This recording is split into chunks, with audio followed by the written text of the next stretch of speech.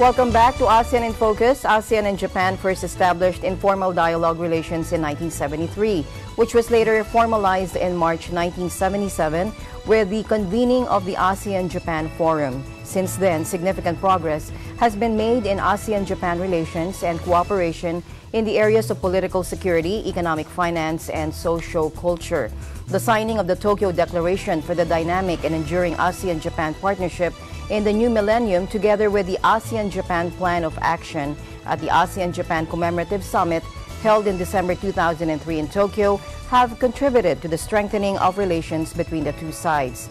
Now, ASEAN-Japan relations continue to grow, and Japan continues to help the ASEAN region through various instrumentalities, and one of them is through educational institutions. Here, we interview the Vice President of the National Graduate Institute for Policy Studies, or GRIPS, based in Tokyo, which is helping in the field of policy studies and future policy leaders and researchers from all over the world, including those from the ASEAN member nations. Professor or Dr. James Richard Rhodes, who is also an expert on macroeconomics and Japanese monetary and fiscal policies, talks about GRIPS and also about his views about ASEAN integration and how the Japanese experience can be a point of learning for the ASEAN integration, including the path of economic development of the 10 ASEAN member states. Professor Rhodes, as the Vice President in charge of International Crisis Management, also supervised the GRIPS response to the Great East Japan earthquake of 2011 in all areas related to international students. Here's our exclusive interview.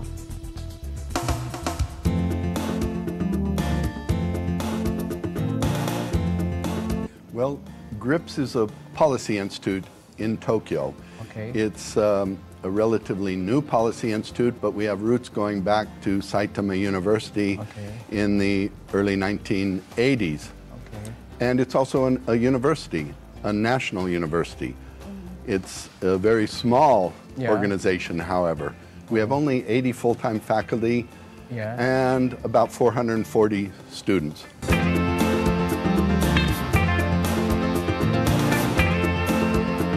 Well, GRIPS specialization is policy studies. Okay.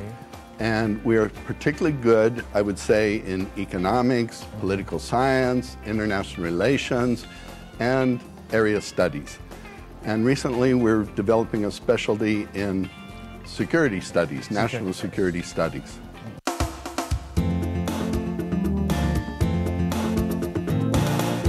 Our students these days come from all over the world. We've attained a level of recognition that is worldwide. We have applications from everywhere. But our center of gravity, our focus is on Asia and ASEAN countries in particular.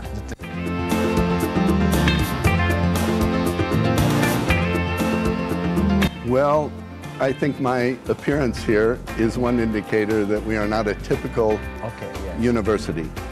GRIPS has many foreign faculty members. In fact, many of our programs are run or directed by foreigners. And GRIPS is unique in many other ways. It would probably take me several hours to go through all the unique points. But one way we're unique is that all of our programs are offered in English, very good English. English is the standard language at GRIPS. Also, most of our students are from the public sector. Although we also take promising students from the academy, universities. The common denominator is all of our students are interested in policy making, policy issues. We're also very interdisciplinary and pragmatic in our approach.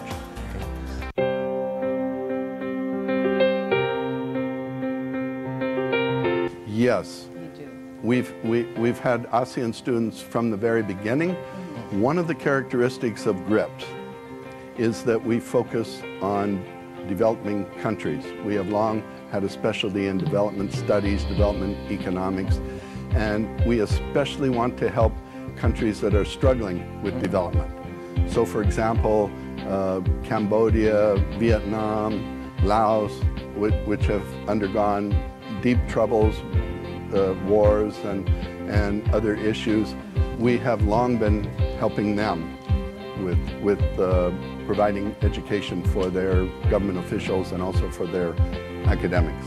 The students are provided housing, really excellent housing, and it's fairly near our campus. And I should mention our campus is right in the heart of Tokyo, right where we would want to be as a policy institute, near the seat of government. And this offers us many advantages in dealing with the Japanese government.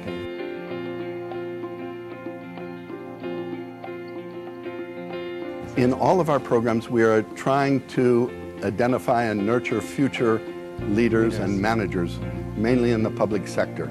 And so our sponsors ask us to show us the proof. What are you doing? And our alumni, I'm proud to say, are doing quite well. Okay. It includes ministers, deputy ministers, secretaries, politicians, that type of people. So we're extremely proud of our alumni at GRIPS. And the interesting point that I found out also when I got into administration is that we know at GRIPS where roughly 80% of our alumni are.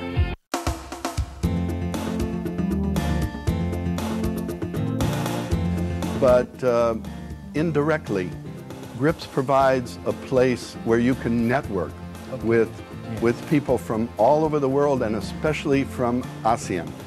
We have only graduate level programs, no undergraduate level programs. So our students are more mature. The average age is 33. And coming to GRIPS, everybody gathers in one building. Everybody at GRIPS is interested in policy making of some sort, and you automatically become part of the GRIPS network. You meet people with similar problems as you, coming from many different countries. You get to network and build an extensive network among policymakers in ASEAN and abroad. And our faculty are experts on ASEAN countries. Our president, for example, President Shiraishi, is the leading expert on Indonesia. Okay. He's also married to a Filipino. Okay. So he's well-versed on Filipino matters also. Okay. But other GRIPS faculty members are experts on different countries within ASEAN. We have several professors now from Thailand, one from the Philippines that come to mind immediately. And one of the things our new president has been doing is to build up the number of faculty members from ASEAN countries. ASEAN is the backbone of GRIPS.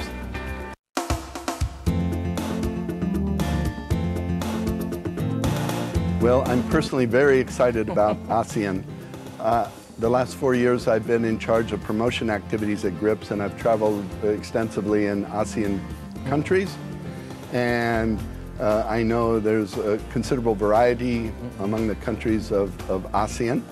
And I think one way that ASEAN can be brought closer together, can integrate better, is through universities such as GRIPS. We can provide you specialized knowledge about the other ASEAN countries. We can train you in English, which I believe is the common language of ASEAN. And in many other ways, I think we can be of service. For example, GRIPS now has a training program with the Vietnam government in which we are helping the Vietnam government to create a policy institute patterned after GRIPS. Yes.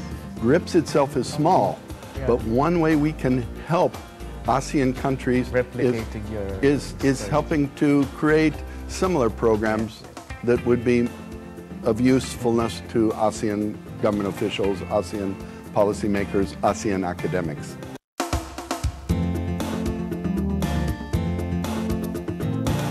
I'm one who stayed there for a long time, and I think Japan still has a lot to teach about their management systems, about their way of settling disputes and reaching agreements, the consensus decision system. If you come to Japan, you will learn, and to GRIPS in particular, you will learn a lot about how Japan became so successful so fast. Okay. And I think many of the countries that have developed recently so remarkably, South Korea, China, and now the ASEAN countries have in fact learned from the Japan experience, and in many ways have followed the Japan experience. And there's still much to learn. And I think my Japanese colleagues would stress that now, in addition to all the positive things that Japan has done, you can also learn by some of the mistakes.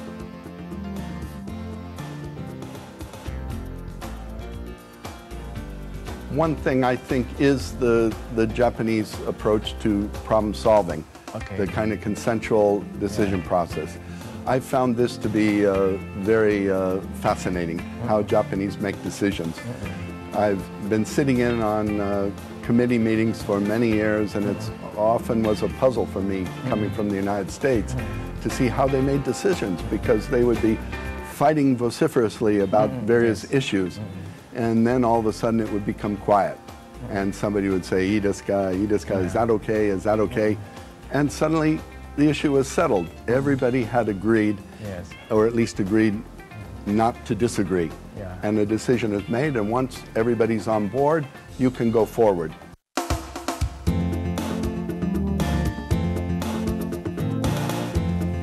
I'm a macroeconomist, okay?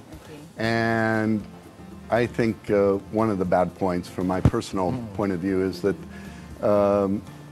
Japan let its debt get way out of hand, so that the size of the government debt now is far worse than any other major country in the world, especially for peacetime. And resolving this question is a major problem for Japan.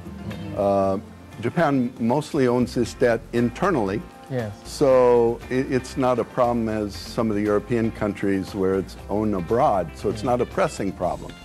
But yet it's a problem nonetheless. Somebody ultimately is going to have to pay off the debt. And who is that going to be? I think the fact that we don't know who's going to pay off the debt is in itself a problem. Will it be ultimately financed by inflation? That's part of the answer in Abenomics, apparently. But will inflation be contained? And what other measures are going to happen, like spending cuts ultimately, which seem inevitable? Who's going to bear the burden of the cuts?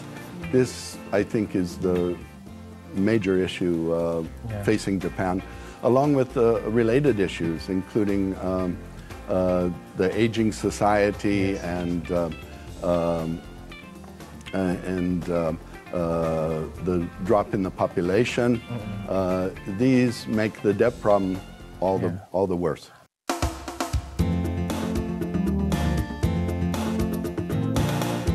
I haven't myself seen any direct effect of these issues, but of course they could well turn out to be major issues in the future, depending on how this problem is ultimately resolved. It could indeed have impacts elsewhere. For example, it can, and I suppose already is having impact in terms of foreign currencies, because the Bank of Japan has been following very radical, unconventional monetary policies for some time. In fact, they're now almost conventional, because other countries in the U.S. and Europe have adopted similar measures. What would have traditionally been considered highly expansionary monetary measures are now looked on almost as routine. And as a kind of old-fashioned economist, this is another one of the areas of concern for me and worry. And I think it's also a part of Japan's other problems, the level of uncertainty about the future that affects business investment, and uncertainty that affects household formation, and that bears on so many other issues of how you're going to take care of the aging population.